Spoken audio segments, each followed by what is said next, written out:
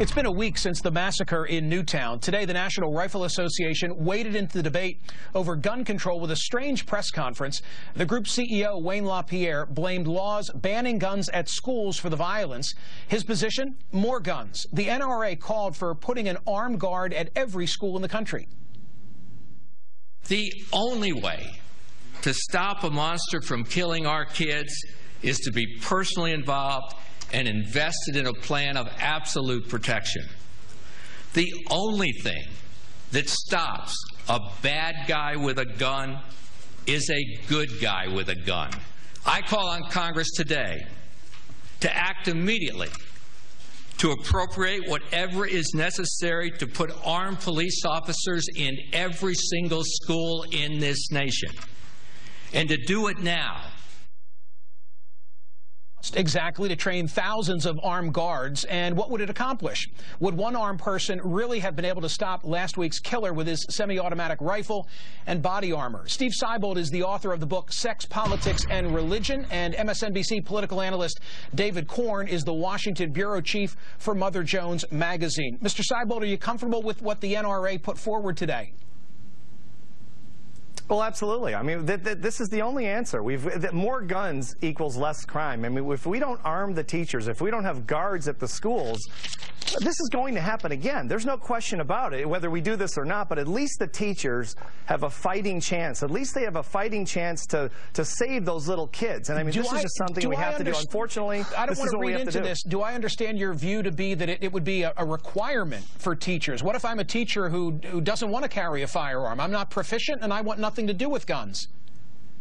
I don't want my kid in your class then, because my kid's in danger because of what's happening. Okay, I'll send my kid to another school where the teacher is willing. So to a young person today who's pursuing a career in education, maybe going to college with that desire because they want to school young people, they would also need to be trained and comfortable with the idea of carrying a weapon. Unfortunately, this is the world we live in. By that logic, this is not a panacea. One last thing, David. By that logic, then why not arm the students as well? Because the students are children. You don't arm children. You arm adults. An 18-year-old high school senior. I mean, by your logic, they too should all be carrying weapons. And the lunch ladies and the bus driver. No, but I think the college kids should be armed. Absolutely, okay. if they want to. They have the right to protect themselves. The government cannot protect us. They can't be everywhere all the time. David, the government, this is delusional thinking. Corn, it's such a complicated subject, and I hate to play into the soundbite mentality that this week has become. We're 5% of the world's population, and we've got 50% of the guns. You know, I think today the NRA planted a flag on Planet Bizarro. I hate to use a soundbite like that, but we have more guns in this country, and we have more gun violence in this country than any other Western industrialized nation. And they don't see a link, and in fact what they then say is, we need more guns, like our guest just said. That's the world we live in. No, we live in a world where everyone around the country has mentally deranged people. They have violent video games, violent movies, violent music, as we do, but yet they don't have the number of guns we have, and strikingly, oddly enough, they don't have the same gun violence that we do. I don't know why that point escapes Wayne LaPierre and our guest on the show tonight. Mr. Seibold, I feel naive. I really thought that today, because the NRA said they were bringing forth contributions, I expected the NRA to embrace universal background checks. I thought that the NRA might actually get out in front of a ban on military-style assault weapons. I don't think today's message played so well, which is what David is saying in Middle America. The problem is not the NRA. The problem is we're having the wrong conversation, as usual in this country. We should be talking about mental illness, not guns.